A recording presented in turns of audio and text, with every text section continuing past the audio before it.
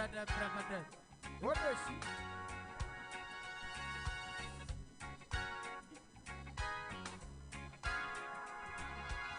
Sada Brahm. Wonderful, marvelous, otherwise of a night. Great is your name, oh God Jesus. Wonderful, marvelous, otherwise of my life. Great is thy name, oh yeah, help me sing.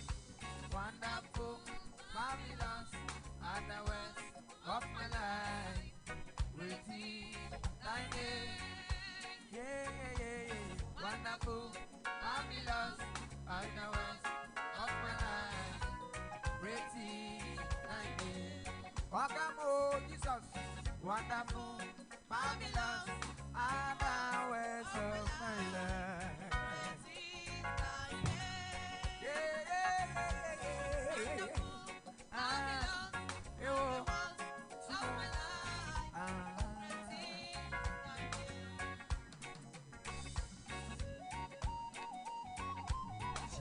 Where are the Nigerians? Where are they? When are they there? When are they show face? Say when are the Nigerians? These songs now Nigeria will come from. Yes. They could not allow the Ghanaians to cheat you. Now your song. Dependable, dependable God. Dependable, dependable God. Dependable, dependable God. Dependable, dependable God. Calling dependable God. Dependable, dependable God. Oh, oh, oh. Dependable, dependable God. Calling dependable, dependable, dependable God. Oh, oh, oh. Dependable, dependable God. Okay. Dependable, dependable God. Dependable, dependable God. Dependable, dependable God. Dependable, dependable God. Calling dependable God. Dependable, dependable God.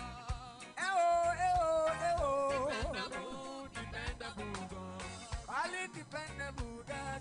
Dependable, dependable God. Dependable, dependable God. Dependable, dependable, dependable God. Try one different. Dependable, dependable God.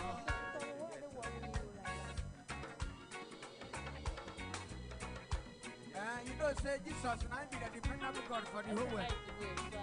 Whatever he step, nobody for talk. God who hold the word. No weapon form against Jesus to prosper. And like, say, Banu, don't fear.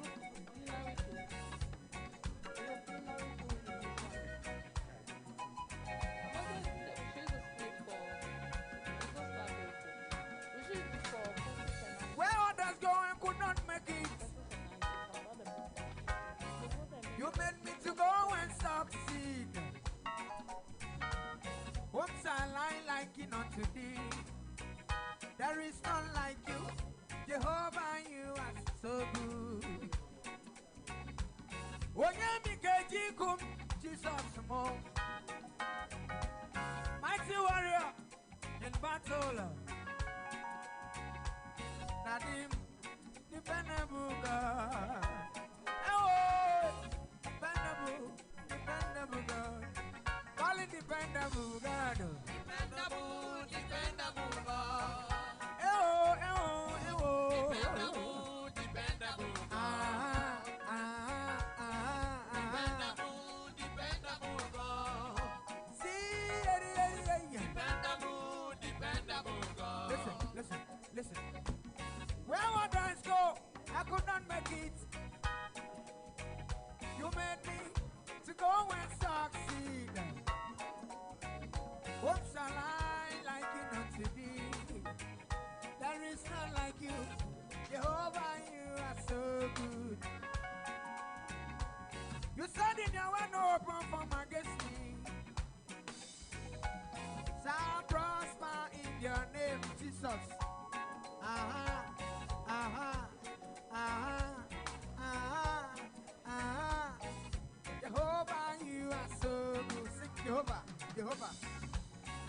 Jehovah, you are so good. Jehovah, you are so good. Jehovah, you are so good. Yes, and some days. Jehovah, you are so good. Throw me something for dear.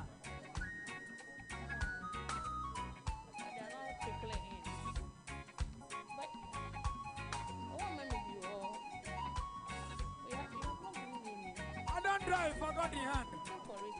Where could I help me? Oh, you don't have me.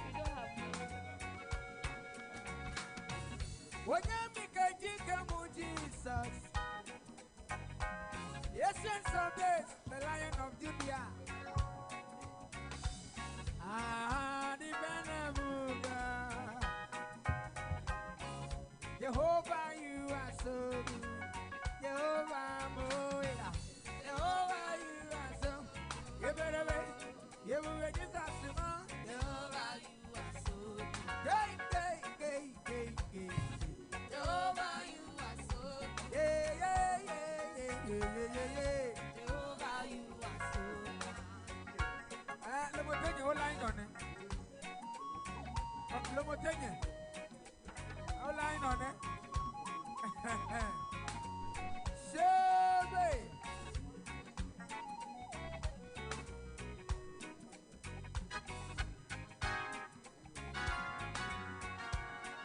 Oh Lord my God, when I'm in awesome wonder, consider the word that your hand has made.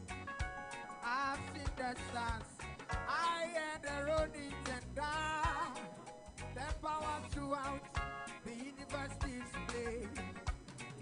Then sing my song, my Savior God to thee. Hey, I'll bring down. Hey. Then sing my song, my Savior God to thee. I'll bring down.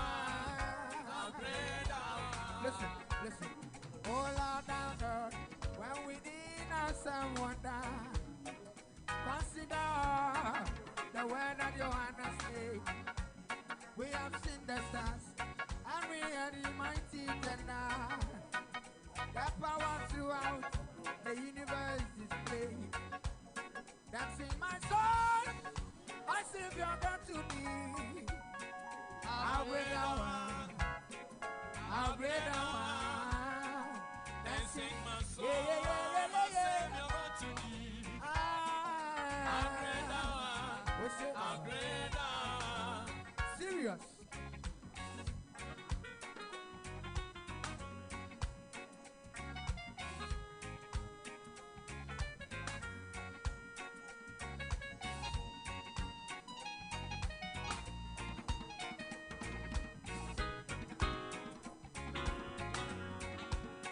Oh Lord my God, when I'm in awesome wonder, consider the word that your hand has made.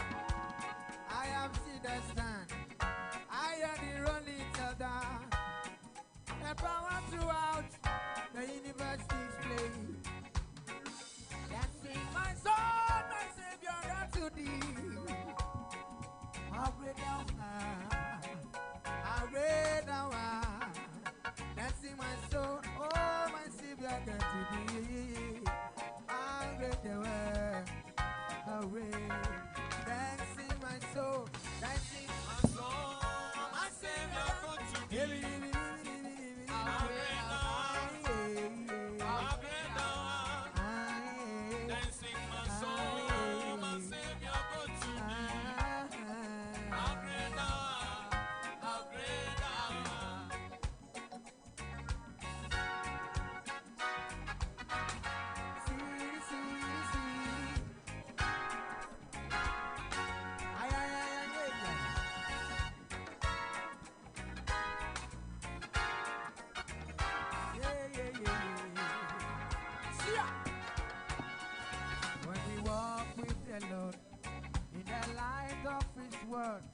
What the glory said on high. Ready? It's okay. Let's start.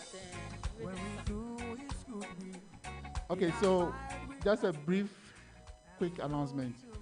We are streaming this live on Facebook. Yes, so please go to the Data Link University,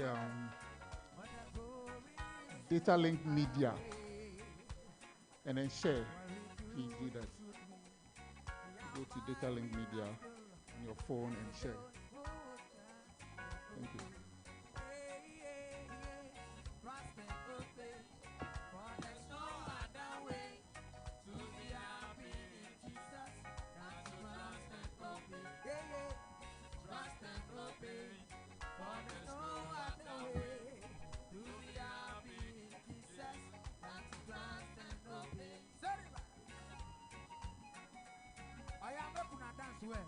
Give me something.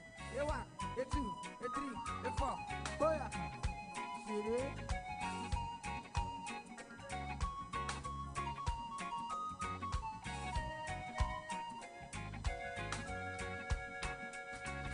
Trust and obey, for there's no other way to be happy in Jesus than to trust and obey.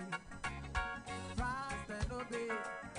There is no other way to be happy in Jesus than to trust and obey. Abide with me. Fast was the evening time when darkness deepens. Lord, with me abide when all the heavens fill and comfort me, and all the heavens go abide with me, and all the heavens go abide with me. Throw me something.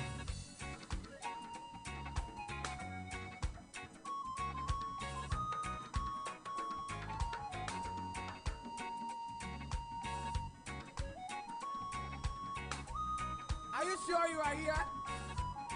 Okay. I love that.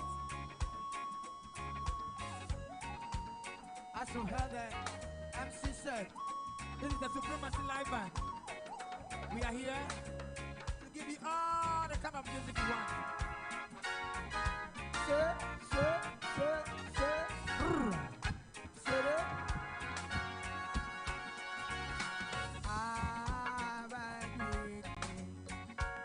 Fast falls the evening time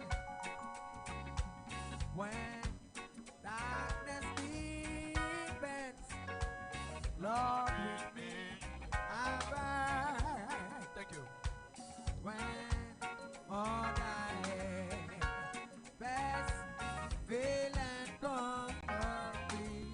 Hey, and all the heavens, oh, abide with me. Hey, and all the heavens, oh, abide with me. Hey, baby.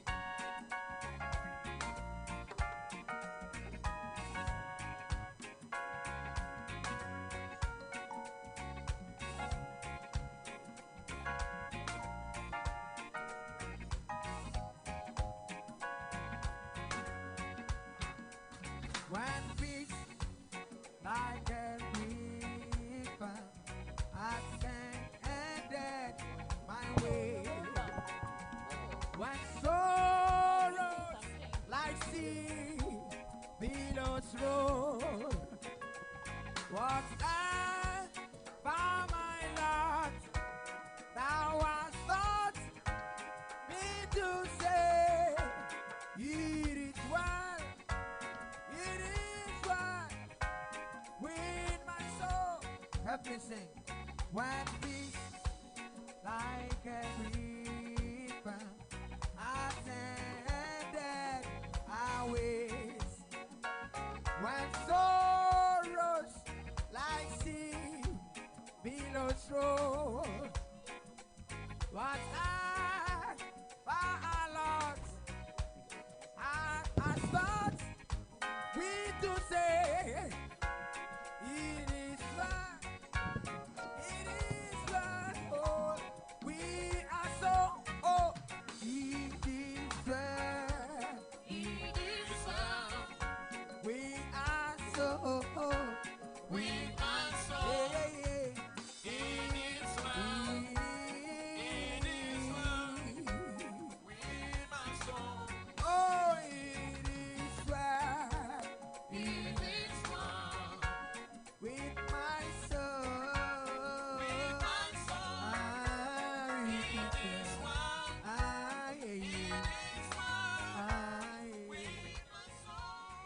Hello, 1, 2.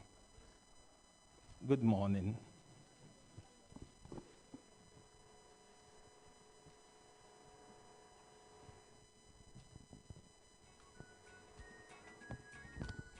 Good morning, ladies and gentlemen. You are welcome to DataLink Institute of Business and Technology. We are here today. We are happy today to have visitors from the United Nations Population Fund, popularly known as the UNFPA, to have a discussion with us. I call it a discussion because they want it to be very interactive. They want us to feel relaxed and learn from them. A discussion on domestic violence awareness. We will move very fast because we are against time. So we will call on Sarah to give us the opening prayer. Gloria to give us the opening prayer. Thank you, Gloria. Shall we bow our heads in prayer? Father, Lord, we thank you for this opportunity given us this day. We commit today's activities into your care. Take absolute control over it. Let it be a success at the end. Glory and honor be unto your name. This is what we ask in Jesus' name. Amen. Thank you very much, Gloria. Before we go on to give the purpose of gathering, I want to just do a quick introduction so that we know our visitors from the UNFPA, so that when we are addressing them, we can address them properly. First on the list is Mr. Faisal Bawa, who is the program officer for the UNFPA. Mr. Bawa, please, let's see. Let's give it for Mr. Bawa. We also have Mrs. Dorcas Manote. I don't know if I got it right. Okay. Miss Dorcas Manote. She's the program assistant of the UNPA. We also have Eze Emmanuel. He will join us here. When he comes, I'll introduce him again. Then last on the list, we have our mother, the president of the DataLink Institute of Business and Technology, Professor Mrs. Smile GC. You are welcome. So we move straight. I'll invite Cletus to give us the purpose of gardening. Let's give it up for Cletus Asare. Mr. Cletus Asare, please give it up for him. Thank you very much. A very quick one. So we know, when we follow what is going on these days, we see a lot of domestic violence, people getting killed by their spouse, their intimate partners, and so on. And so as a university, we thought it wise to come up with something to create awareness on this issue. You know, there's a lot we are going to be talking about, but this is just to give a little background, the reason why we are here. And that's why I would like to say that those who are here, who are lucky enough to be here, I believe that you're going to get a lot, to learn a lot that you can take away with you and be able to become change agents as well for your colleagues who are not here, and also when you go back home, something you can use. So this is the purpose for which we are here, very briefly. Thank you very much. Thank you very much, Cletus. Once you have the mic, I'll just move on that you give us the first presentation, which is on the SDGs and domestic violence. So let's give it up to Cletus as he gives us the first presentation. Thank you. So is this clear enough? I see there's a reflection. Is there a light reflection? Sorry? It's not clear. Okay. I think it's because of the colors. But as you go on, I'm sure. Yeah, that's true. Switch off the lights. Is it better now? Oh, we need the lights for our streaming. And for those who came late, we are streaming live on Facebook. So please go to DataLink Media, and then you can share. We're streaming live. Thank you. So this is going to be a discussion, a quick discussion so we can all get involved. And I'm going to be talking about the SDGs and sexual and domestic violence. Now, the SDGs are goals, they are global goals set by the United Nations. Is there anybody who has never heard about SDGs? Is there anybody? No. Everybody knows what it is. Okay, so what does it stand for? Can someone just help us? I want to make this participatory. SDG. They are the Sustainable Development Goals. Great, thank you very much. Maybe we should give her a round of applause. Thank you. The Sustainable Development Goals. Now, this presentation is going to talk about the SDGs very briefly in 5 minutes. And then we're going to zoom in on SDG 5, which is what we are actually zooming.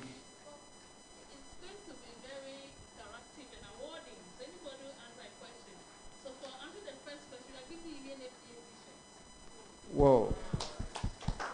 Great, you see? I told you those who are here are lucky. Great. Good. So that the Sustainable Development Goals, as we said. And then we'll also look at what sexual harassment or sexual abuse or sexual exploitation is. Sometimes it's difficult to draw the line, but we'll attempt to discuss that. And then we'll look at, within the context of this university, we'll look at what the responsibilities of the university are towards protection from sexual abuse or domestic violence. And then we'll look at what your responsibilities are, the responsibilities of students as well. Everybody has responsibilities, okay? And then we'll look at steps that you can take, okay? So that's briefly what the presentation, the discussion will be about. So the Sustainable Development Goals, how many are they in all? How many Sustainable Development Goals do we have?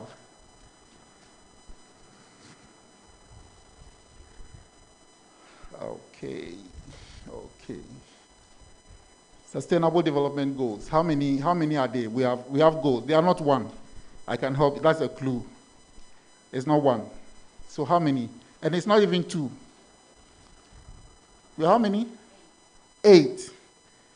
No, not the Sustainable Development Goals. Before the Sustainable Development Goals, we had the Millennium Development Goals. Okay, those ones were set from 2000 until 2015. Those were there were 8 Millennium Development Goals. But now, 2015 is ended, and we have a new set of goals called the Sustainable Development Goals. And these ones are not 8. Can we have the microphone, please?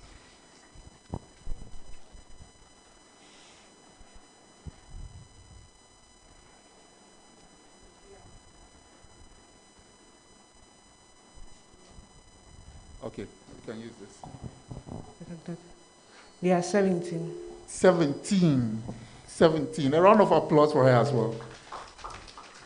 Thank you very much. Great. So we have 17 SDGs, Sustainable Development Goals. But we are not going to talk about all 17 goals here. We are talking about SDG 5. SDG 5, the 5th Sustainable Development Goal. Because that one talks about women empowerment. It talks about empowerment of women and girls. All women and girls, not some women and girls, leaving some. Anybody who is a woman or girl is supposed to be empowered. And the SDG 5 talks about empowering women and girls. But then the SDG 5 itself has different goals. It has about 9 different goals under the SDG 5. Okay, so those are the ones we are going to be looking at. The first one is talking about ending all forms of discrimination. All forms of discrimination towards women and girls. Then the second one is saying we should eliminate, not reduce, but eliminate all forms of violence against women and girls in public, including in trafficking, sexual and domestic violence, and all other types of violence. Okay, that's what the second goal under SDG 5 is asking us to do.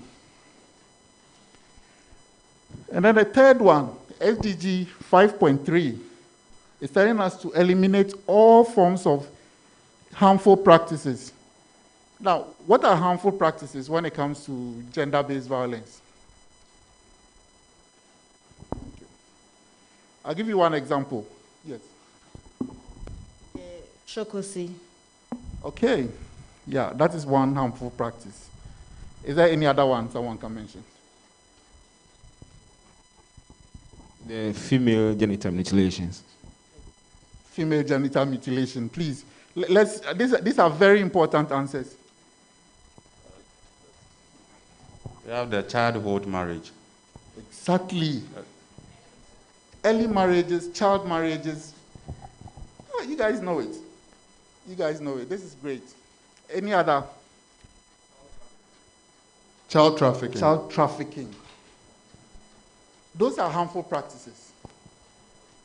Those are all yeah, there's another one, okay. Child labor. Child labor is a harmful practice. Okay, another one here. We have a lot. Cruel widowhood right. Sorry? Cruel widowhood right. Okay, widowhood rights. Yeah, cruel widowhood rights. Those are very harmful practices too. So all these things constitute violence against women. You agree, right? Right? Yeah. So these are things that we are supposed to be eliminating. Those are the first 3 goals under SDG 5. And we are not going to go through the rest, because these are the ones that are important to our discussion here today. Okay? So this is just to let you know that what we are doing here, this thing we are doing here right now, is aimed at contributing towards the achievement of the SDGs. Okay, we are not just doing this in isolation. We are contributing to accelerate Ghana's progress towards achieving the SDGs. Okay, especially SDG 5. That's what we are doing here. Oh, I have this. Okay. Now, at the same time, while we are doing this, 30% of girls aged 20 to 24 got married before their 18th birthday. If you survey girls across the world who are 20 to 24 years old, 30% of them got married before their 18th birthday. Now, this is not good, is it? No. So we still have a lot of work to do. And we also know that 18% of people who have ever married or been in a relationship has suffered some abuse globally. Some physical abuse of some sort, of one kind or the other. 18% globally. Now, this is a global figure. If you come to Ghana, we are much higher than this global average. Okay, which also means that we still have work to do, don't we? Yeah, we do. We still have a lot of work to do. And there's a lot of entrenched social norms. There are some communities that if you're 16 and you don't have a child, then they start putting pressure on you as if there's something wrong with you. That is the social norm. That is the norm in those social settings. And that's very, very harmful, because that tends to push the girls to become part of the normal societal practice of having a child. anyhow. Okay, and that also ends everything. For many girls, once that happens, life is finished, it's gone. The rest is just wayward somehow, and usually miserable. Okay, so those social norms are also very important, and what we can do is to change those social norms.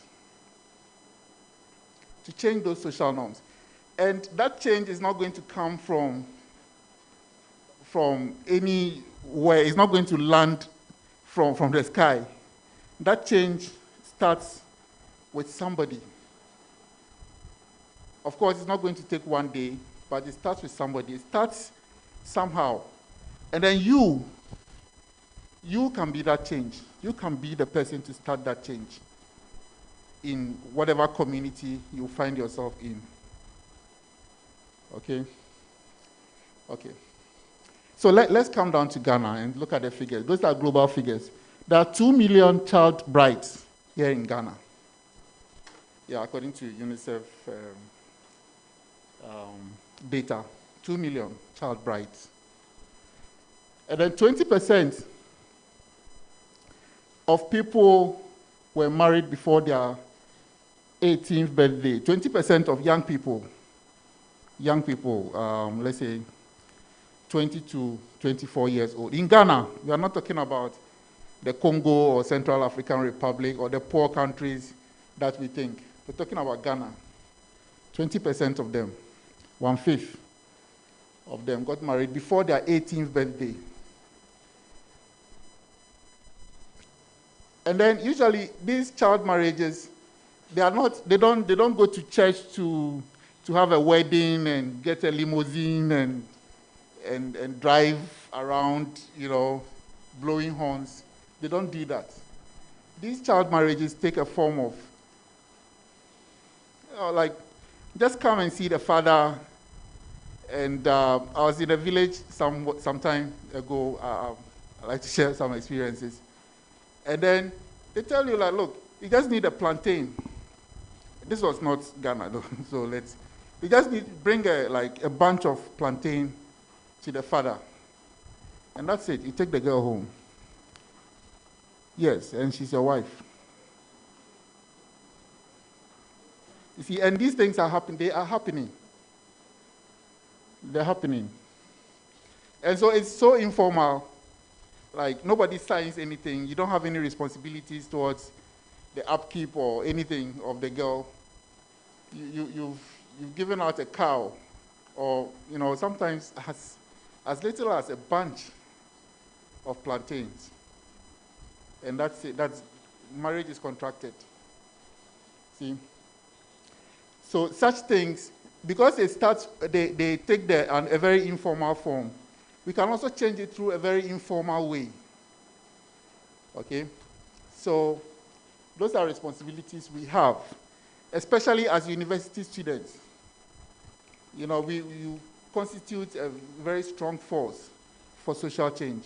And it's important to play that role, to be playing that role. I mean, to be seen in your community, to be playing that role, even if it's one person you change.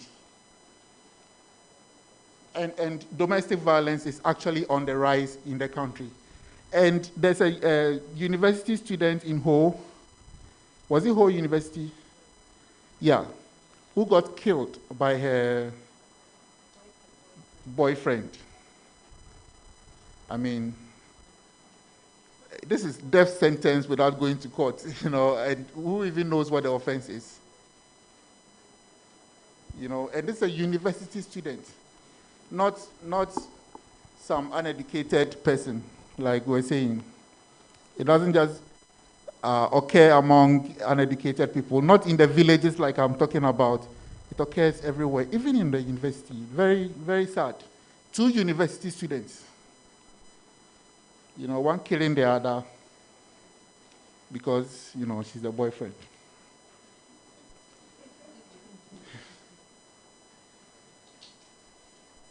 And usually we know that intimate partner relationships, most of such violence occur among intimate partners.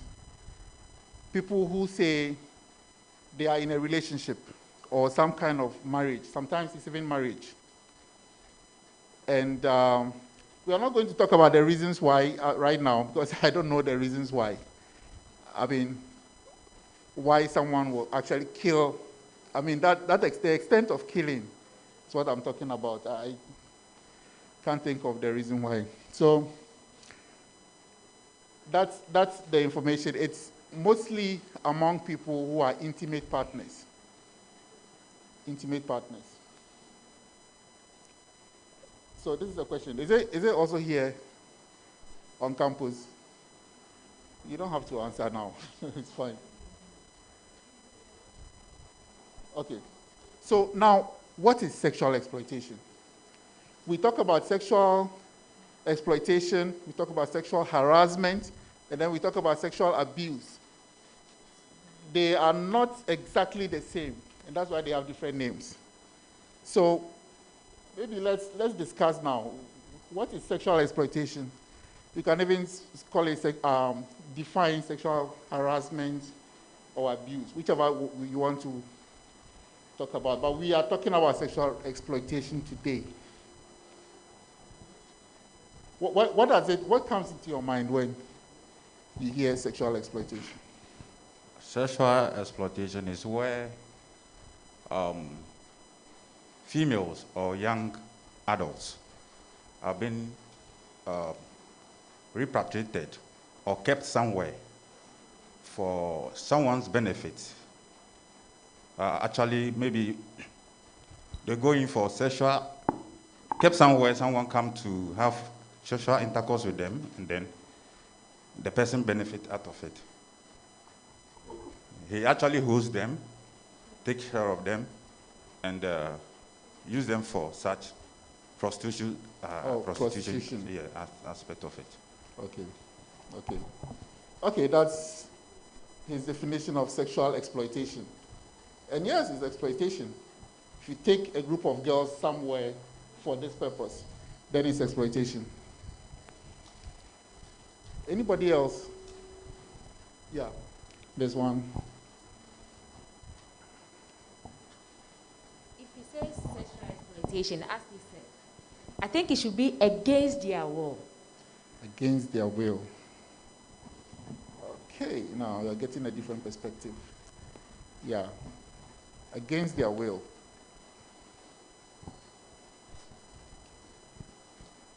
Okay. I think sexual exploitation is taking advantage of someone sexually. It could be male or female. Okay. Against their will. Right? Okay, there's one more. That's it.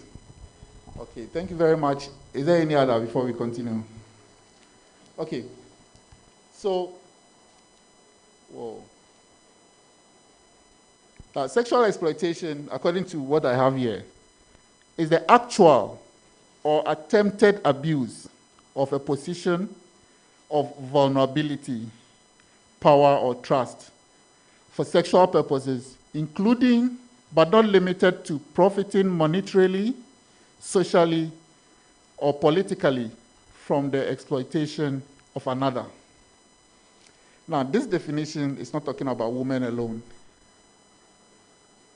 You see, you're not talking about a man doing anything to a woman, but you're talking about one person of another, which means the man can also be a victim. Okay, so if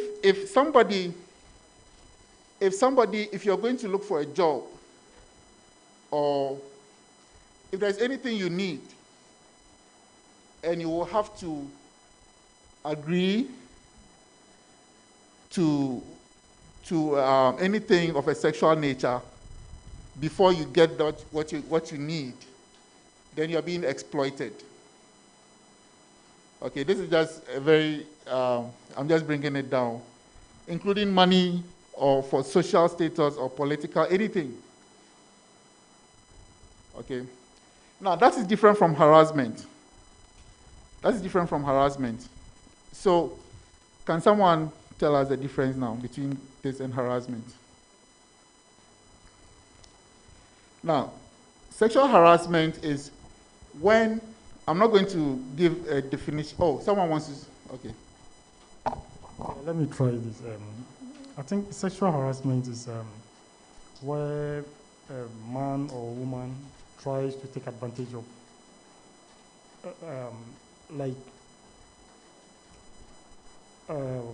unacceptable touchings and other stuff. Great. Thank you. Great, thank you. Yeah, another one. There's another one here. I think with this one, there is no intention of maybe getting money or something, but just to satisfy the person's, what do you call it, last, yeah. Okay. Great. Any other? So that's actually it. If somebody touches you in a way, sexually suggestive, and then you say, no, this is different from two people wanting to do whatever. Now, you tell the person that, look, I do not like this. Okay? Which means you have declared your intentions. Look, I don't want to be engaged in this. And then another time, the person does it again. You still let the person, look, I don't like this. I don't want to be part of this. And then the person is, keeps on doing it. That is harassment. Okay, it can also be even words. Like, make certain comments. You know what I mean, right? Make certain comments. Look, I don't like these comments. Sometimes, usually that's how it is, right? You make it clear that, look, I don't like that kind of comment. Or I'm not comfortable with it. And that should end it. The first time, it's probably not harassment. Okay, because the person says he doesn't like it, and so that's it. It ends there, that's fine. But if the person doesn't like it and tells you he or she doesn't like it, and then you keep making it, over and over and over again, then that is harassment. Okay, all right, so let's move on with exploitation. Okay, so any attempt or exercise of power to coerce an unwilling person, this is underlined, unwilling person, into a sexual relationship, to subject a person to unwanted sexual attention, to punish a refusal to comply. Sometimes it's just to punish a refusal, like the person refuses, says, okay, I don't like this. And so because of that, you show him where the power lies, or you show her where the power lies. Then you start doing all kinds of things to the disadvantage of the person. That is exploitation. That's a sexual exploitation. Okay. Okay. So the harasser can be anything, can be anybody, usually above, in rank. A supervisor at work, or manager, anything. Even teacher, lecturer, anything. Okay. And then a harasser, this is important, can be a woman or a man. And the victim as well can be a man or a woman. Is there anybody who doesn't believe that a man can be a victim? You can raise your hand if you don't believe it. That a man can be a victim of this. You don't believe it. Somebody doesn't believe it. Okay. So believe it now. Okay. So now we're going to look at our setting here as a university. Everybody has responsibilities, like I said. Everybody has responsibilities. The university has a responsibility to protect you, students, against this. And then you also have a responsibility to protect yourselves and others. Okay? So let's take a brief look at the responsibilities of the university. Okay, so the university has a responsibility to identify sexual misconduct. Okay, sometimes it's difficult to even identify. Okay, whether it's being reported or not, to find a way of identifying it. And then to give orientation to students, like we are doing right now. The best we can do is to organize for you to attend. Okay, but those who do not attend, whose fault? Yeah, so the university has a responsibility, and that's what we are doing here. And then to protect the women and girls in the university from sexual abuse and exploitation. And then to also develop a strategy that will curb this. Okay? And then to demonstrate zero tolerance for sexual misconduct of any kind. Zero tolerance for sexual misconduct. Okay, those are the responsibilities of the university.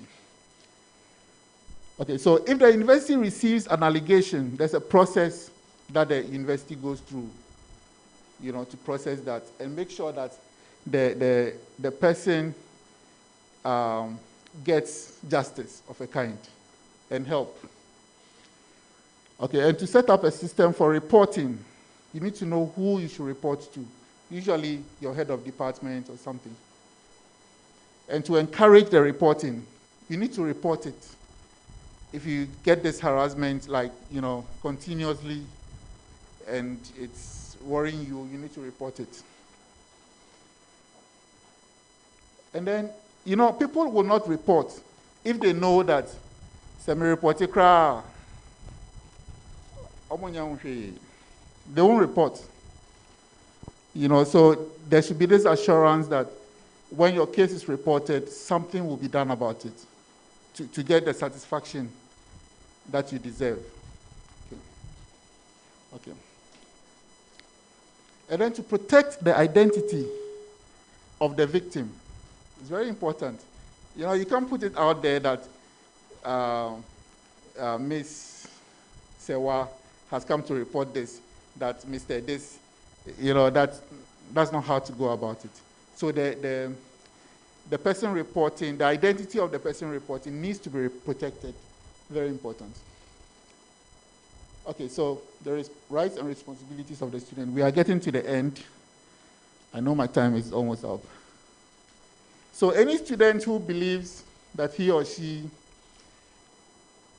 is being targeted can report to the right person. And now we have very great avenues like the Boame app. We'll be hearing about that. I just want to mention it before it comes, for you to be able to report easily without any hassle. Okay. So if you report to someone, let's say your head of department, and you think it's not, the thing is not being handled well, you should be able to report again further. And then students are also encouraged to report as soon as possible. Don't wait until after 6 months, then you said, 6 months ago or 2 years ago, this person, that's not effective. Okay, so now steps you can take.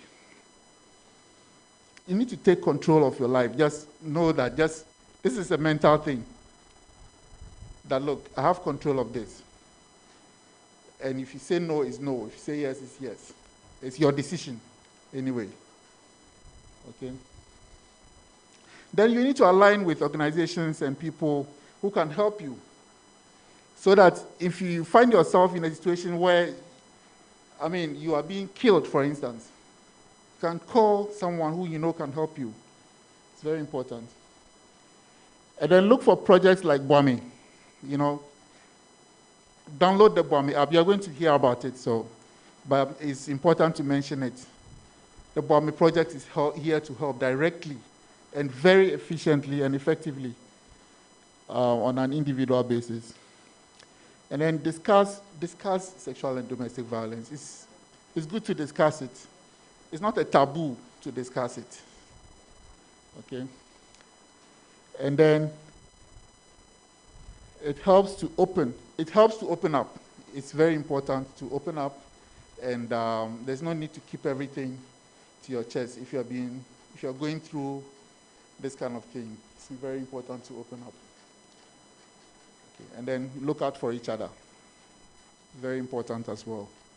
So that if the friends of the person, this lady who was killed, maybe someone could have intervened, at least to avoid the death, So let's look out for each other. Thank you. Thanks. Thank you very much, Mr. Sare. Let's give it up for him. Let's give it up for him. I think he has really opened our eyes to a lot of things, and there were a lot of questions we would want to ask. But what I would want to do is that I'll take all the presentations, put down your questions. There'll be time for questions and there's time for a lot of interaction. So we go to the next presentation. The next presentation is by Mr. Faisal Bawa, and the presentation is on definition of sexual and domestic violence. Let's give it up for him, please.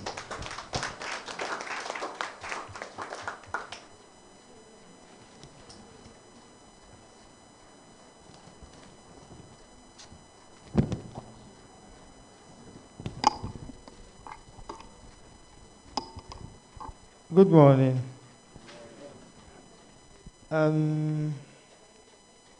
This is the pointer. What is the pointer? This goes for the pointer is the light. Where the red is. Okay. The red. So let's try it and see. The red is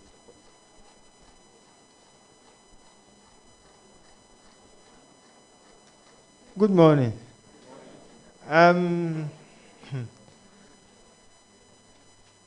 I want to see how we can do this so that I really don't want to go through my PowerPoint.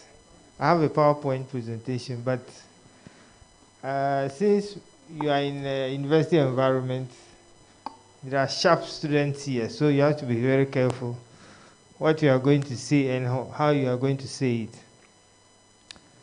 The first thing that comes to my mind is how many of you have heard of UNFPA before? And what do we do? UNFPA. Have you heard of the name before? At least so that I'll know where I'm going to come from. I have some prizes to give. Yes. Anybody? Yeah. United Nation Fund for program activities. Okay, yes. You've tried. It's always an issue with our name, so people get confused. Yes, anybody else? Anybody? Please, let's interact more. Okay, then what do we do? Apart from the name, what do we do as an organization? Do you know what we do?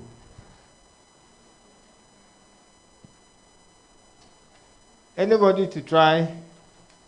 If you look at our name, what do you think we should be doing, or what are we doing?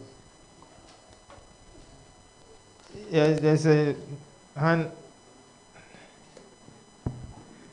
They usually fund for the population. Okay, yes, population, yes, because it's in our name. They fight for the human rights of the people. Okay, human rights, yes, that's also very important. Any other? Yeah, all right. We do things around this. We do things around population. We do things about human rights, which is good. They fight for women and children's affairs. Okay, yes, women and children. Yes, very important. So that's a bit of what we do, but United Nations Population Fund, that's our name. The name doesn't directly go with the abbreviation. It has a long history, but basically it's a United Nations Population Fund. It's one of the UN agencies like UNDP, UNICEF, WHO, UNHCR, UN is. So there are a lot of UN organizations, and UNFPA is one. But our mandate as a UN organization works in the area of population and development, gender equality and harmful practice, and then maternal health. We work with government of Ghana and then a number of CSOs that we support in this area. But currently, we are looking at a goal that look at what we call the 3 zeros. The first zero, which is on maternal health, is to ensure that we have 0 preventable maternal death. It is sad that when a woman is going to give birth, she loses her life. So we ensure that so far as the death is preventable, it should not happen. So 0 preventable maternal death. Then we are also looking at what we call the unmet family needs. If I want any family planning commodity, I should be able to get it based on my choice. So those who are not able to get, we ensure that we remove all barriers to ensure that people are able to have access to their family planning needs. Then 0 sexual and gender-based violence and harmful practice.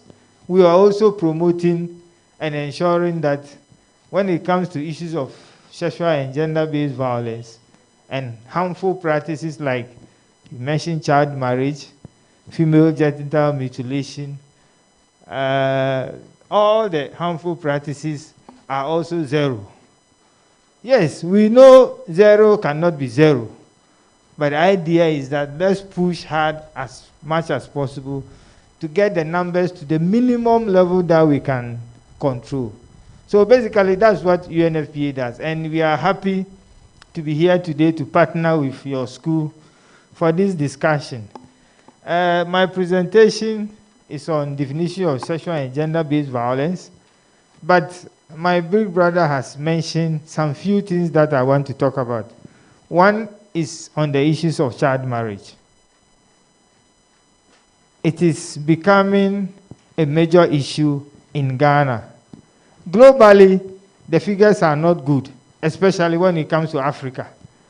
And then when it comes to West Africa, vis-a-vis the North African countries. But the situation in Ghana is not the typical type of child marriage, as he has said, where you see a 15-year-old being given out to marriage officially. Our situation in Ghana is not the typical North African type or the Arab type where they sanction such marriage. But our type of child marriage is driven by what? Who can say it? This one, I'll give the person something. Poverty. Yes, but not yes. Two. Can we stay? Can we stay a situation that you don't get married to the people? Informal union. It has a name. Yes. Come and let's stay. There's no marriage. So cohabitation. Yes. It's a strong word. But there's a typical word I'm looking for, which is driving child marriage in Ghana. And which we are all hearing on radio every day about girls. No. Teenage pregnancy, you are right. Please, can you give her one book for me? Teenage pregnancy. That is the driving force of child marriage in Ghana. Where, when the girl gets pregnant, okay, so what's so worry? And the cotton hoy. That is it. Where the girl even ran away, or the parents say, okay, now that you've decided to eat what elders are eating, you are mature, so go and stay with the boy. That is the main force driving child marriage in Ghana. So the person go into it. Before he realize what will happen, the second will come. The third will come. No marriage. Then what will happen? The boy, her education will end. The boy may continue his education. So after the 1 or 2 children, when he gets to university and he now meets a lot of university girls, what happened to that girl? He abandoned her. Or even if he doesn't abandon her, what will happen? Now there's issues of violence because he doesn't want her again. He wants her to leave the house, but he doesn't want to say it, or he doesn't want to go and give her out. So he will start maltreating her. She has already 2 children. She's not well informed. She's not well educated. If she decides to leave home and the family does not take her, what happens? She's on the street. If she's not lucky and she has a daughter, what happens? The daughter is also exposed on the street. She can easily fall in her mother's trap by becoming pregnant again. Then it becomes like a cycle. So that is why teenage pregnancy is very important thing that we have to deal with as a nation. Because it dislocates the development of a lot of young girls who have the potential to grow and develop and contribute to the development of the nation. So we need to understand when it comes to issues of child marriage. You can say early marriage, but you can marry beyond some age, but it can be seen as early. Or you can be older, but you can be forced. But we are talking of child marriage, where the person is below the age that the person has to get married, where there's no issues of consent. So it is one issue that we have to look at. It is also good that he has mentioned that the university has some measures in place to look at this issue. I don't know whether the university has a gender policy, which is something that is very important. Then the issues of sexual harassment policy, which is very important. But having this document alone is not enough. 2 things are important. The ability of the system to respond to the survivor is very important. 1. 2, confidentiality. We know that in a lot of places, it is we the men who are in charge. And it is we the men who also exploit the women. And it is we the men who are also receiving the report. So the issue is that will the system be in such a way that it is able to go back to check when a case is reported to the likelihood that the same person who is receiving the report is a friend or a brother or is a lecturer friend to the person who is being accused. So having the system is one thing.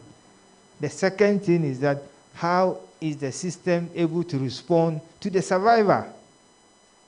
In most of cases, when cases are reported, let's say if the police comes in, they take in the abuser, the aggressor, and deal with him. The woman or the girl who suffers the issue is normally not provided with a lot of support, psychologically, economically, socially, to be able to survive the trauma. It is said that any woman that has been sexually abused, especially rape or defiled, live with the fear and the anxiety for the rest of her life. There are women who will never enjoy sex life because of this. It is true. The fact that the person has been abused once put the fear into the person for the rest of the person's life because her first experience is bad. And we know that a lot of women's first experience is through force. So that is how we need to understand this, to know that we are not looking at helping the woman today as the first point, but how do we provide support for the person to know that, yes, I've been supported and then I'm doing well. Then he also mentioned about issue about the fact that some of these things are happening to people who are educated. Yes. We know among ourselves, at home, in the university, people are suffering. And let me say that the fundamentals of all this is what? I also have a gift. I have a t-shirt for somebody. All these issues about sexual exploitation, abuse, violence, what is the underlying factor that breeds this? Could this be superiority? Yes, that is it. Gender equality. Can you get him a t-shirt? Gender inequality. That is the fundamentals. Where we've been socialized. We've been brought up to understand that if I'm the man, I'm the champion. If I'm a man, I'm responsible for the household.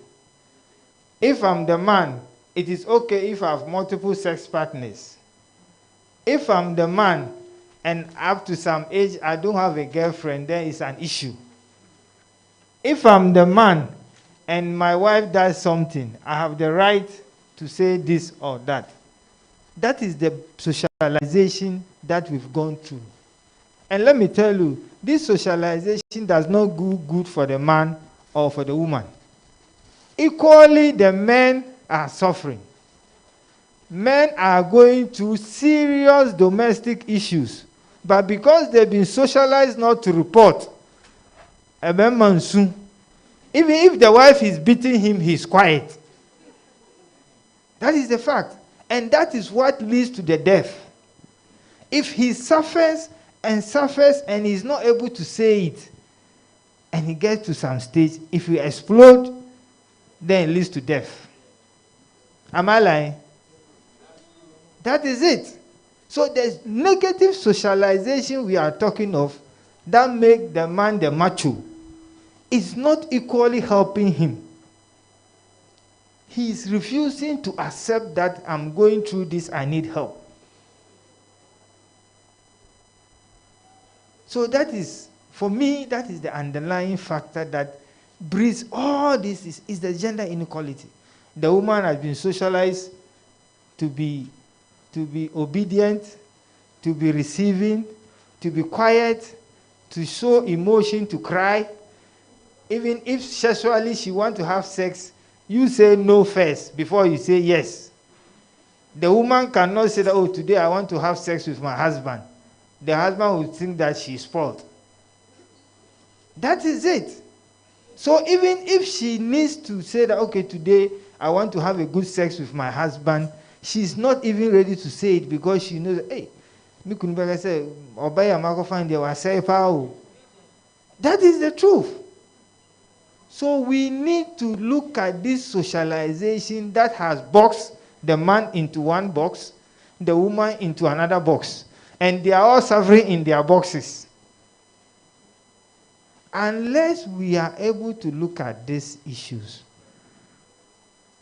and understand that we need to deal with this socialization to ensure that we respect both women, men, boys, and girls. I'm happy I have a number of men here. We need to take some of these things to build our homes and our communities. Whatever you do as a man in the house, that is what your son will copy. If you beat your wife, he will copy. If you abuse your wife, he will copy. Children don't need to be talked to. They do what they see. They learn what they see. The way you interact with your daughter, that is how your son will interact with the daughter. How many men hug their daughters? How many men sit with their daughters and talk with them about their life? It doesn't happen. Assuming that you've never hugged your daughter, and she goes out and a boy gives her a hug. Just imagine. Because we don't talk to our daughters. Our daughters don't come through we the fathers. If you are in the hall and they are going to the kitchen, they go through a whole cycle because the father is sitting in the hall. So you don't even know what your daughter wants for you to be able to provide for her. We go to Central Region and girls tell us that I got pregnant because of pad. Yes, she is not able to get pad during the period. So she goes and somebody deceives her with 5 cedi to buy pad. From pad to bed and pregnancy. That is the truth. We should not see this as too far away from us. In our community, we are seeing it. So please, the men, let's see our involvement not only by holding the bag and go to the antenatal with the woman, but what you do in the house to show that you respect, you recognize that you are partners. I don't want to say that men are helping. No. It should not be such that you are helping your partner. It is something that you should do together. But it's not going to be easy. I was in my house with my wife, and my uncle came to visit. Then it was around 4 o'clock. We needed to get some grains to the cornmeal. And I took it and I went to the cornmeal and came back. My uncle called my mother. Yes. See, I came and I saw your daughter going to the cornmeal. Because to my uncle, there is no way a man should do that. So when you start it, people will call you names. Oh, Papa no. That's what they'll say. Oh, when they only fasobia okojumina. That is how it is. So it is the society itself does not receive such initiative. So I'm giving you all this background to understand that that is where we are coming from. And that is why we are here. We are talking of violence. It is the breeding or is the end result of the inequalities that we have. So I've spoken about a lot of my slides, and that's how I want to do it. And I hope you've understand some of the general backgrounds that we need to keep on thinking about and challenging ourselves. The good thing is that if you as an individual have this information, you are able to check what you do as an individual before you're looking at helping somebody. So my presentation is supposed to go through this format. I'm not sure I can go through all this, but violence, generally, we know what is violence. But when we talk of gender-based violence, it is a violence that is perpetrated against somebody because of sex. So gender-based violence mostly affect women and girls because they suffer most. And the most perpetrators are men. But as I've said, it doesn't mean that men don't suffer at home. Increasingly, the data from DOFSU is saying that a lot more men are reporting now, which is good. So that at least we'll be able to have intervention to deal with some of the challenges that men face. So it's not only about women and girls, but men. Even child marriage. We have boys who are into union that we can describe as child marriage with older women. Within big cities and in communities, in markets, we have instances where well-to-do women are engaging boys and then they are sleeping with them and they are in some form of union. And when you go to the fishing community and the farming community, we have instances. There's actually data on boys who are into some form of child marriage with older women. Some of them, when their husbands are not around, they do whatever they want to do with these boys. And it becomes a cycle that the boys are not able to escape. Then, as I've said, violence against women, this is the UN definition, you will not see it, but it explains that it's mainly suffered by women, which include coercion, arbitrary deprivation of their liberty and public life. There are some women who their husbands will tell them that, I want to marry you, but don't work. It's a form of violence.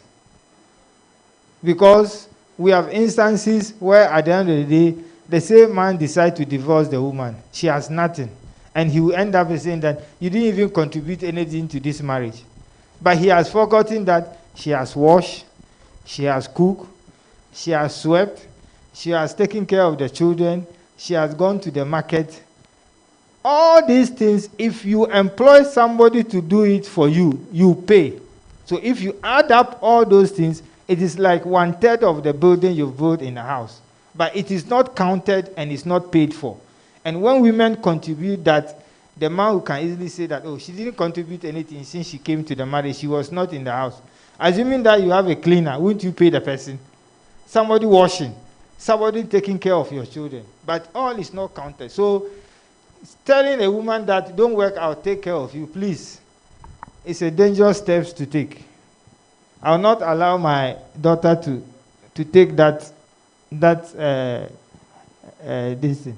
There's some statistics here which my brother has given. He said that 1 in 3 women has suffered physical abuse from hands of a partner.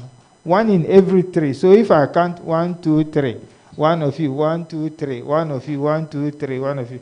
This is not by magical. It's actually fact. Yes, so we should not be seeing it as too far away. It is close to us.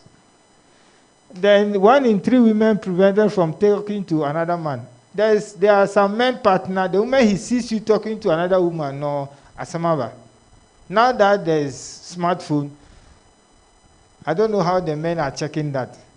Because what time do you have to be looking into the woman's phone to see what she's doing? But that is also another form of abuse, where you even control who the friend of your partner is. Then 1 in 6 women, 21% of women reported having been forced by their husband to have sex. 21%. And these are data that is confirmed and verified. So it is serious. And they are not talking about educated or non-educated women, although it is higher among the non-educated. But it is happening. As I'm speaking, there are 2 cases that I'm aware of. One, the woman, she's in charge of a hospital, like an accountant. She and her husband, they have 3 children. The woman is doing her MBA. The man is going heaven and earth to stop her because he says the woman is going to go higher than him. Only last week, the woman took a picture of the man who he has bought a rope to put on the chair that he will hang himself. Yes. It's not a report that I've read. I know the woman, Philly. There is another one who works with an NGO. Her husband, she's a Gan, and the husband is also from another tribe. He has issues that the woman is managing, but he is telling the woman that if she leaves him to marry another woman, she will die. Yes. Because he wants to control her. So these things are happening to people and these are women who are all educated and working. The question now is that, will they have the courage to move away from the marriage? What will their mother say?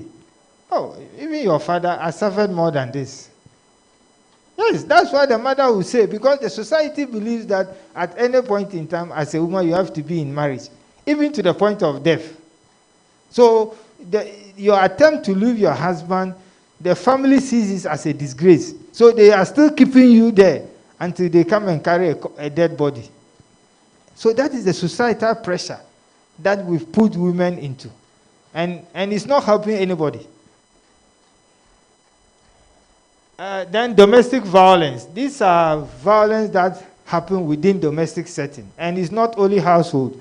We are looking at within families and within working environment or any relationship. And then this includes marriage, romantic relationship. Yes, we are on campus, study mates.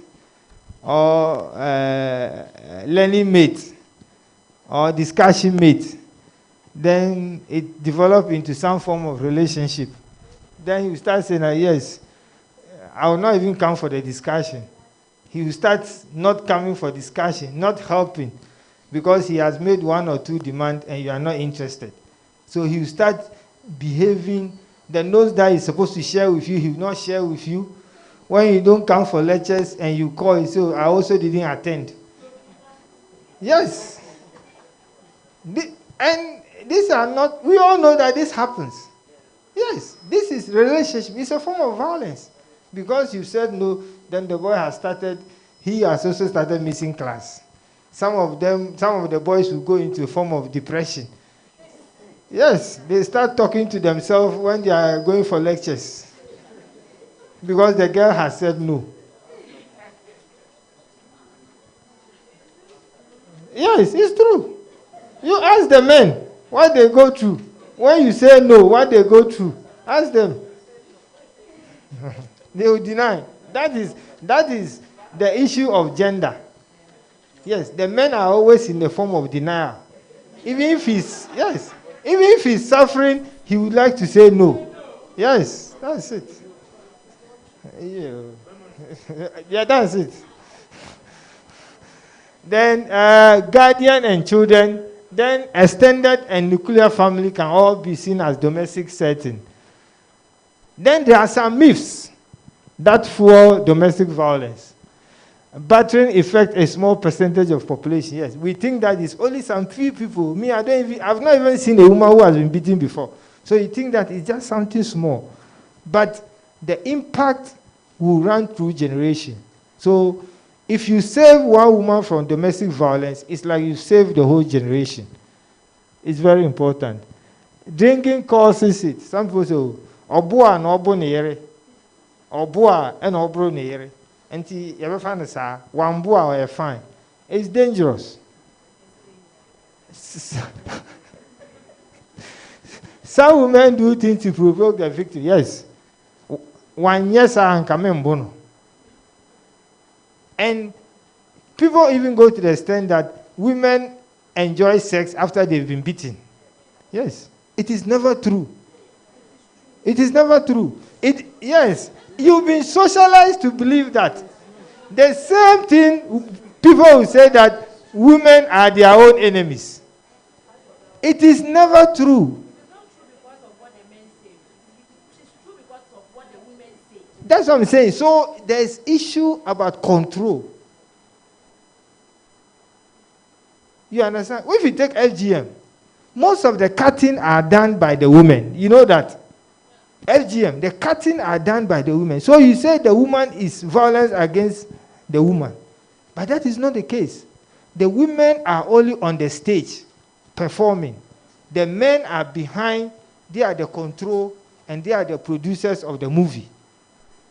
The issue about FGM, the interest is not the woman. It is the man's sexual satisfaction. You understand? So when the woman is going to cut, she's made to believe that if your daughter is not cut, she can't be a good woman for a husband. So she's acting that for the man who is behind the scene. You understand? So the woman is never an enemy to a fellow woman. The same thing about widowhood right and property. If you are going to school and you have two brothers and a sister, and along the line you drop the girl for the boys to continue to their education, and they finish, they are working, they are doctors in Accra, and the woman is in the village who has sacrificed for her brothers to continue their education. You understand? Now she's struggling in the village. Then the brother in the city lost the wife. No, the brother died in the city, left property. What would the sister in the village say about those properties? Yes. So you see that she's acting against the brother's wife in the city. It's not because she hates the woman, but she thinks that she has contributed to where the brother is, and her education has suffered. So it is now time for her to get part of the property. So there's a clash between one woman and another woman. Then you say the women are their own enemies. Are they their own enemies? It's the system that deprives her the opportunity to also get to where she is. So that is what we need to understand. So we don't just see that the woman is acting because she doesn't like. No, there is a fundamental challenge that the woman has suffered, and she is trying to claim what she thinks it is her right. That is what we need to understand. So women are never their enemies. They don't hate their colleagues, women, but the society has put them in a place where it is difficult for them to progress in life. Then the issues of men who abuse their wife also abuse their children. So it is like normal. No, there are two different individuals that we can't box them together. Women with low income are battered more frequently and more violently than middle class. I used to work with FIDA. There was a day I was there, a woman came. She was driving one of the Porsche Benz cars that you can find. She came to report a case. What? She's been with her husband for over 30 years. Now the husband has died, and the family have come to kick her out of the house because she's not married to the man. She's educated, she has traveled, but she has allowed herself to stay in a relationship without marriage for all these years. Now that the man is not there, the family is coming after her. If she is not lucky to get a good lawyer and a good judge, she will still suffer, even for 30 years of marriage.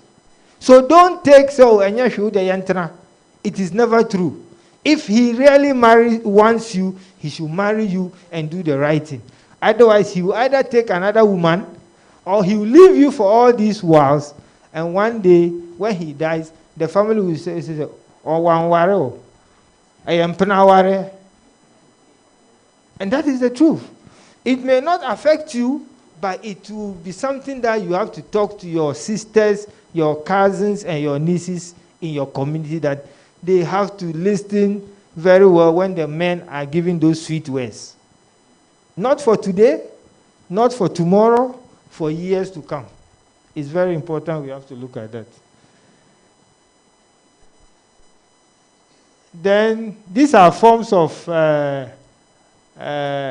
abuse that are recorded, which you can look at. Common forms of abuse. DV is usually learned pattern of behavior that seeks to control, dominate, and hurt another. This often involves physical, sexual, emotional, psychological, economical violence occurring in the family. Then type of cases reported. They are physical, psychological, verbal, sexual, economic, social, spiritual, custom. And a lot of our problem in this part of the world is the issues of misinterpretation of religion and the misapplication of culture. I'm a Muslim. You have Muslim men say, Muhammad say you can marry 1, 2, 3, 4. So they decide to go and marry 1, 2, 3, 4. But the decision to marry more than one has a strong caveat. As I'm standing here, I don't know any man who can love 2 women equally. I don't know how you can do it and provide for 2 women equally. Provide them attention equally. I don't know, maybe there are men who are able to do that. Me, I'm not able to do it, so I married one. So that is the caveat. So people misinterpret the religion, especially men, to suit them. Oh, Muhammad says this. It is never true. My father at the time had 4 wives. But the circumstances under which my father had 4 wives is not like today. The situation which our mothers agreed to be together as 4 wives is not as today. When the women were eating from the same bowl, today try to marry 2 women for them to eat from the same bowl. If your roof of your house will not go off your building. I'm telling you. So don't take situation, your interest, and explain situation to satisfy your needs. No. Situations have changed. when my father was there, the 4 women were living in the same compound house. There was some justification at that time in terms of support, help, coping strategy. Today, men who marry more than one wife is in community 18, another one is in Ashama. How do you manage it?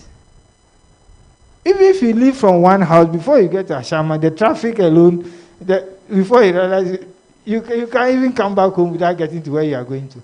So the situations are not the same. So the misinterpretation and misapplication of culture is one of the reasons. People use culture to say this. Our culture says this. Our culture says when the man dies, the woman should be in the house for 1 year, wearing black, not to do this. They will not open the room, the man's room. They will not share his things, and the woman and the children will be suffering. The things are locked up. Then some Abusiapeni will come and say he is now in charge. He's taking control of the property and everything. These are the issues that are affecting us that we need to address. And most of it goes against women. So we need to understand this cultural and religious explanation that people use. And most of the people who interpret it are men. So they interpret it to suit what they want. When we go and meet God, they should try and explain it to God. Then why do victims stay? Yes, fear of being alone. Love. Hey, me kwa mbeni den. Remember now. Me jai we are why na me kwa konya bio. Then she will stay inside before she realized it got to a stage where there's death. Psychologically, if women tells you what they go through, you feel for them. The trauma, the stress that they go through. And this will transfer to the children if you are not careful. Then the issue of fear of marriage or collapse, yes. Responsibility to keep the family together, yes. Yeah, your family, yeah, busia they enjoy our real. So the woman, even in that situation, she's trying to hold on to the marriage when the man is doing everything to frustrate the woman. And most of the time, we don't even have the opportunity to sit with the two parties or the two families. This person is angry, this person is angry, and we are not coming in together to help, especially the women. Then victim feel responsible for the abuse. Yes. Okay. Michelle Brown, no. Many then. So that type of explaining the circumstances and the woman even like, yes, it's like it is me. That is my destiny. So I have to be in it. No, I don't think that is what God is. The hope that things will change. Yes. Oh, ebeye. Oh, ebeye. How do they say ebeye in Ghana?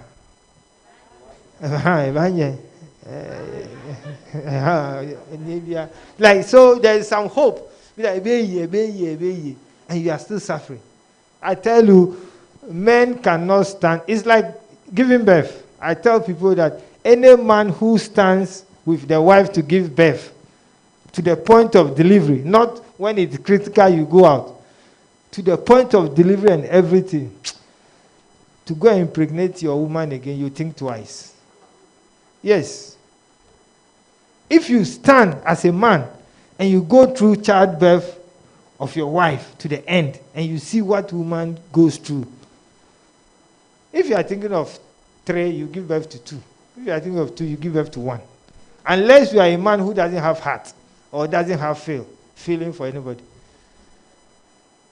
And don't tell me the men that, oh, but why is it that when the woman gets pregnant and she gives birth, she still wants to get pregnant? Do you know what her mother-in-law is saying? Is saying into her ears, Ube worry me baba kupe na wo ye. Ye busia ye ube bre. I say mu be 4 and 5. Me, I have 3 children. But anytime my mother comes and my wife, you know, as a Muslim, when the woman is in a period, she doesn't pray or fast. You know that.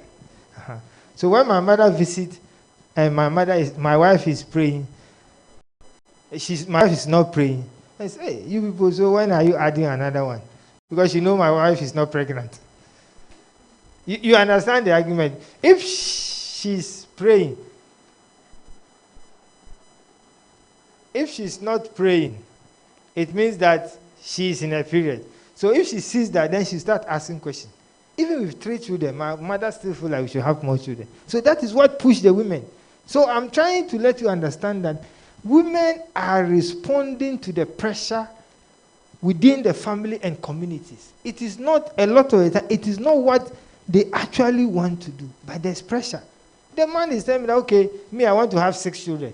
So if you say 2 is end, then the man starts thinking, okay, if you want 2, okay, fine. But still, I will still want 6. So what is he telling you? So even after childbirth and you are hot, you are trying to give in.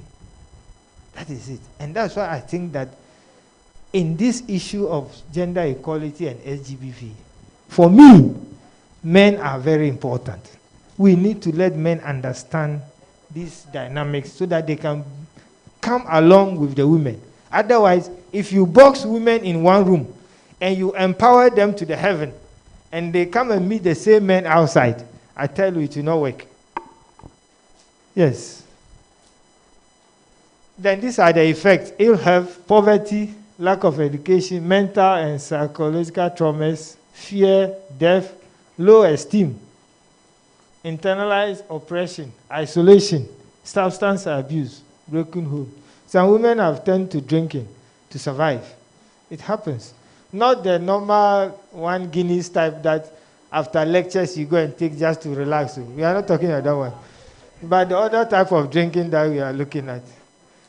Yes. Then practical needs of victims. Yes. Food, shelter. There are women who are going through abuse. At least they need a place to lay their head for at least 1 week to be able to go off the structure.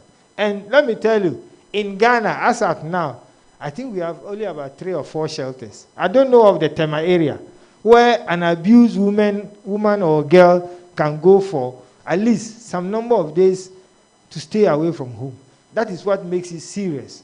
Where survivors cannot have such services. It's very important. Then health needs, then capital support, economic support is very important. Then schooling for children. Yes, when the man is abusing the woman, some men, when they divorce the woman or separate from the woman, then they separate from the children too. It happens. He will not take care of the woman and then he abandons the children too. So it is now with the woman to take care of herself and then take care of her children, which is very challenging.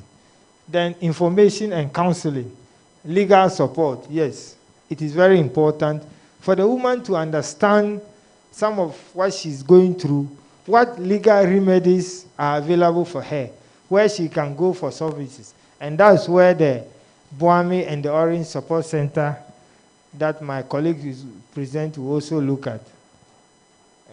These are some available support areas that you can go. There's DOVSU, the Domestic Violence and Victims Support Unit of Ghana Police Service. In most recognized police stations, you have a DOVSU office or a desk officer or an officer who can help. Then Department of Social Welfare, Legal Aid Board, Court, the Judiciary, the Human Rights, and the hospitals. Then within the families, that's where the challenge is, where you are going to sit down with an Abusia Penny, where we all know that he also abused his wife. Then what type of support can he give? Then traditional leaders and religious leaders, yes. Where you have positive ones who also understand human rights and rights-based approach, they will be able to provide some support for survivors or victims. Obstacles, yes, the challenges that we are facing. Insensitive officers. If you go to DOVSU, you've come to report a case, the DOVSU says, and I had a report to her. I had a serious case handle. You understand? Some of them also don't understand the issues themselves. Some of the police officers and even health personnel. A young girl who is pregnant, maybe not through fault of ours because she has been forced. You go there, musore amunda, a yeba amunda, mu chinchin, small girls, mu jin krofokunu, afe mu ba high. These are all not good way to receive, especially adolescent girls when they are in need. So you need to receive them and provide them with their services. Then cultural norms, including patriarchy. Yes, man, I'm the champion. I can have this, I can have that, I can have multiple sex partners. That is not helping. And then the pressure that people put on when there's a case where the chief, the malam, the imam, when somebody has raped somebody, they start going through the system, trying, this thing, if you do this, the man will go to jail. They try to see the police, the social welfare to make sure that if we don't punish perpetrators, it will continue. For some of us, even if you sentence the person, you should, sometimes the sentencing is too fast. From the court, to the van, to the prisons, nobody even sees him.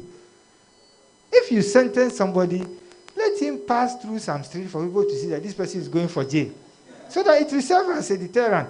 But you sentence the person straight to the van, not straight to someone. We're too quiet on my. When they release also to quiet as one, but nobody even knows that he has gone to jail. And that is why UNFPA, we think we should have the sex offenders register, where all convicted sex offenders are on that register. So that if you want to do something, if you want to stand as assemblyman, they'll go through that register.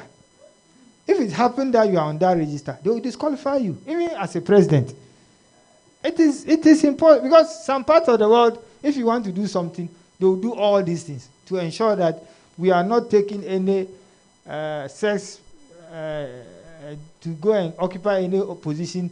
And when he occupies that position, then he will do his things more than before. Then lack of protocols. That's what I'm saying. How are people aware what to do, how to refer cases? When you are referring a case to a service provider, what do you do? What step do you take to ensure that the information and data is protected so that the survivor or the victim is not exposed for more harm? It's very important. Then bribery and corruption. Yes. This one, we all know it. Yes. Then evidence.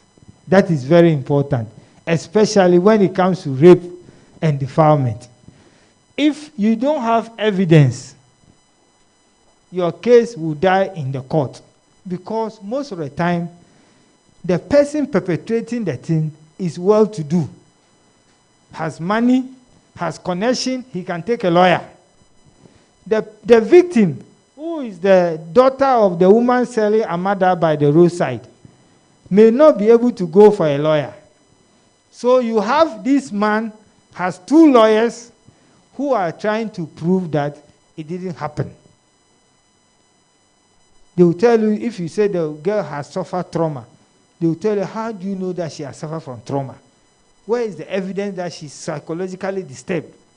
So you need evidence. That's why when it is rape or defilement, the first few hours is very important. Don't bath, don't throw things away, keep things. Even if you happen that you've been able to scratch my back, keep your fingers clean. If they need to take DNA from that, it will help as evidence. Or even if it's hair. Please, it's very important. So if you don't have evidence, you will not be able to then the referral system.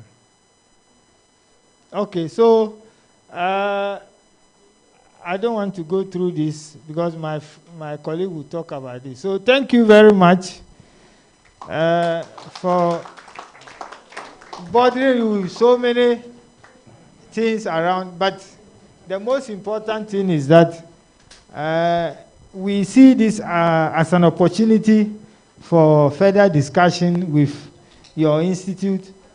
We are available in Accra. My colleague will talk to you about the Orange Support Center. There's a line. If you need support, call that line. It's free. It's a free line. You are not going to pay for anything. If you don't want to have in-person contact, there are people online who can provide you with all the support that you need. So please, let's keep the discussion. I want to one day see one of you maybe writing something in this area as part of your project. Thank you very much. Let's give it up for Mr. Bauer. That's a very wonderful presentation. Mr. Bauer, thank you very much. We have been enlightened. We have been enlightened. Hello. I want us to do something 2 minutes, quickly. 2 minutes. Dr. Kujo will help us to read, but I want all of us with smartphones. Let me see your smartphone. Just let me see your smartphone. Let me see your smartphone. Please, we have 2 minutes. Let's do it snappy for me. Thank you.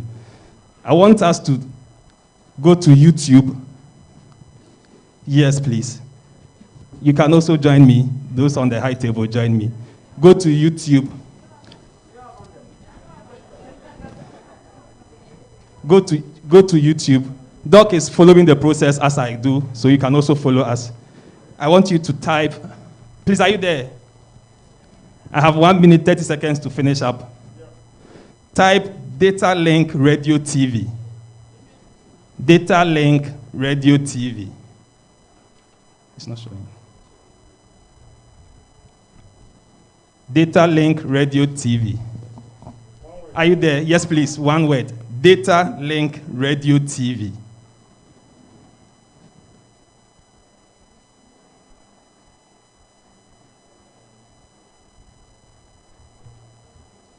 We are streaming live. I want you to see that we are streaming live. The most important thing is I want you to subscribe to the channel. So what I want you to do now, I can see people out there. I want you to subscribe to the channel for me. Technology is failing me here. The projector is not showing. So what I want you to do is to subscribe. I have 120 people here, so I'll check. I want to see 120 more subscribers to the Data Link Radio TV. We are also live on Facebook. Data Link Media Ghana is on Facebook. So that is it. We are streaming live. So I want all of us to subscribe.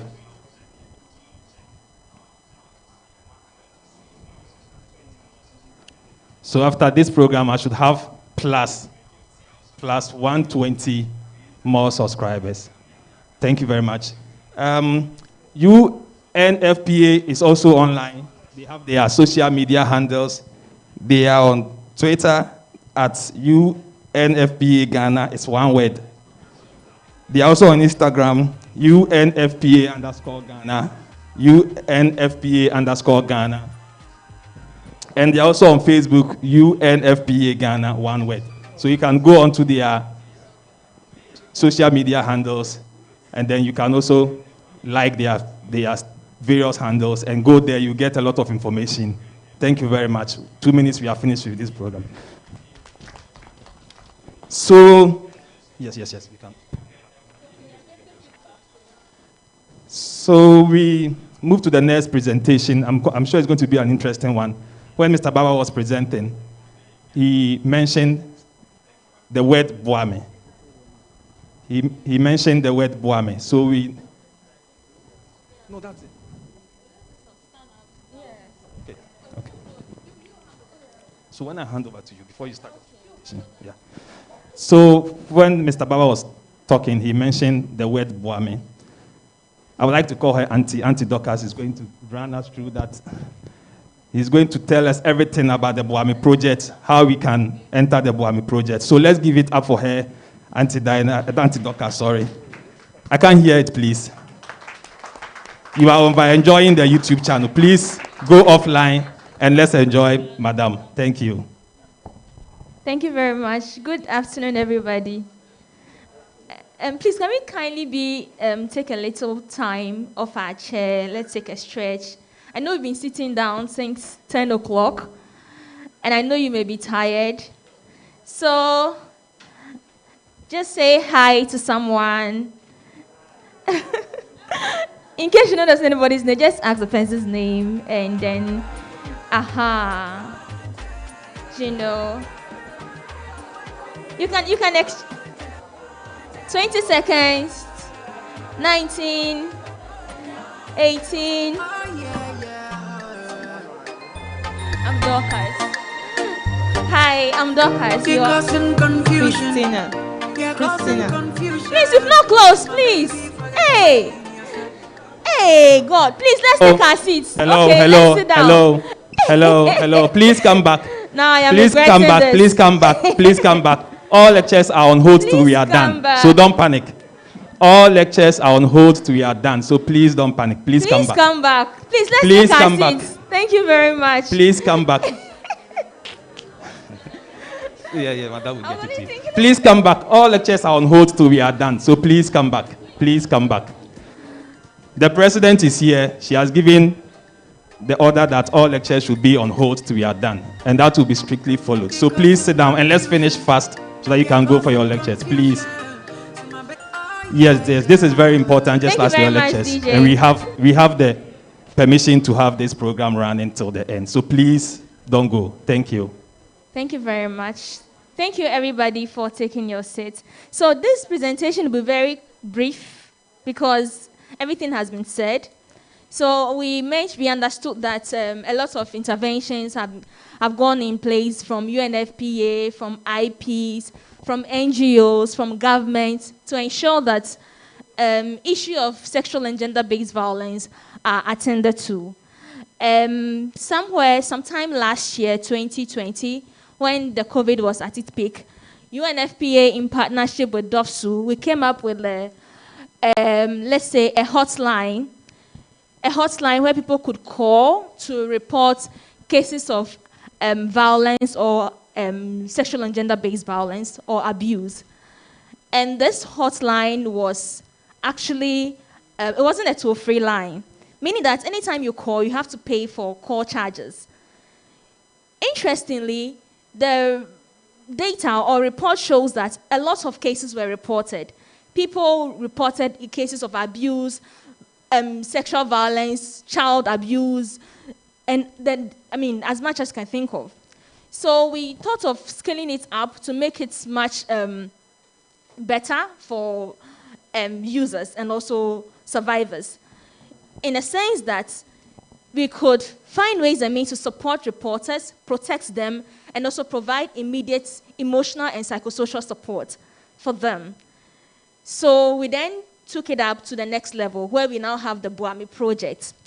Now, Buami Project is more like a much advanced or much improved and enhanced solution for victims or survivors of SGBV.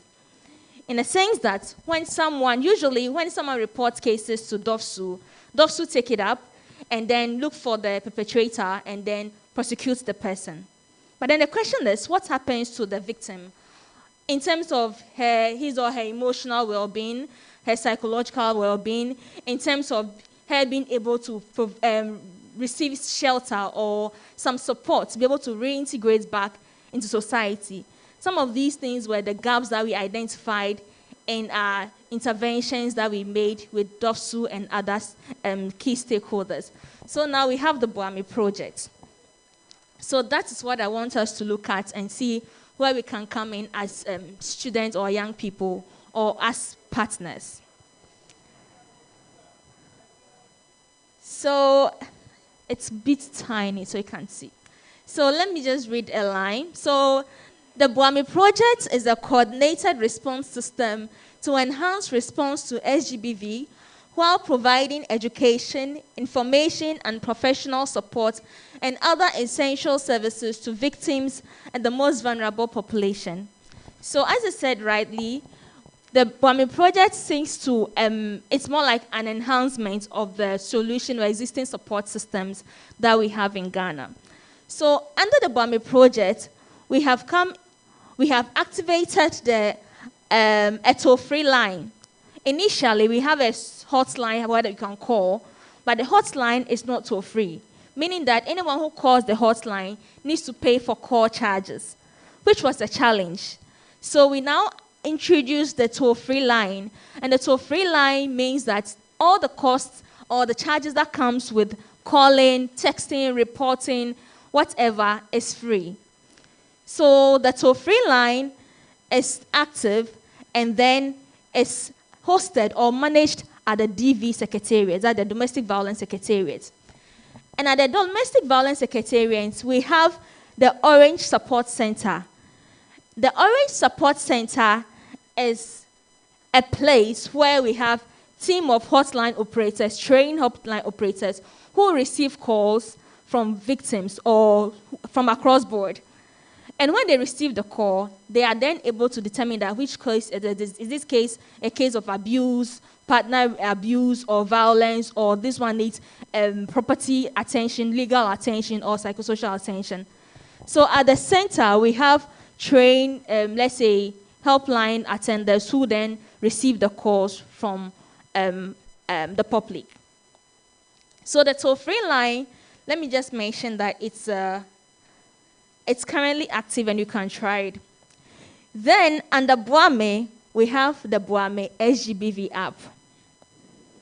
Now the app is an add-on to the toll-free line so that in case you find yourself at a place that you cannot place a call and you're not in the position to send a text, but then you can then take your phone, launch the app, and then send video or audio evidence to prove that, okay, this is what's happening to me. You can take an audio to, okay, I'm here, I can't talk. Like the pizza scenario, someone says, I'm calling the pizza, but then the person was really not talking to a pizza client. So you can do the same thing with the Boame app. The Boame app permits you to upload videos, as I said, upload audios, and also connect or call the Orange Support Center directly through the toll-free line, which has also been activated. Then we have the professional support system, which include DOFSU and Shelter.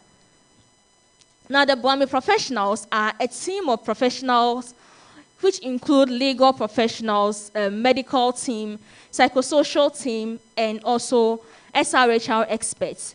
So these are people who are experienced, who have decided that, okay, in the course of the week, I can spend 2 hours to provide free counseling support to victims or survivors of SGBV. So we have lawyers in Ghana, and these people are on a roster. And every day we have a team of professionals on standby. So if someone calls the Orange Support Center and reports case of rape, the case manager at the support center who has been trained and knows how to assess the case